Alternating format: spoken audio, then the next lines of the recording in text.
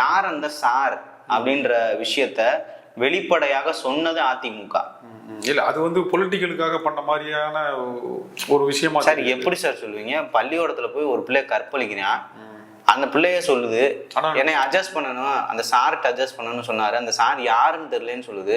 அப்ப எதிர்கட்சி தலைவர் வாயை மூடிட்டு இருக்குன்னு சொல்றீங்களா?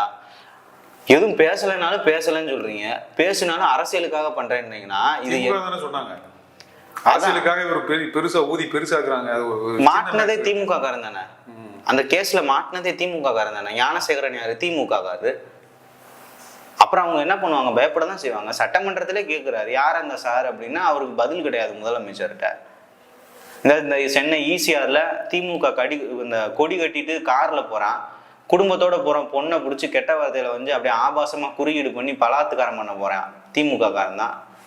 கேட்டா டோல்கேட்ல வந்து நான் ஃப்ரீயா போறேன்றான். அதையும் போராட்டத்தை முன்னெடுத்தது அதிமுக.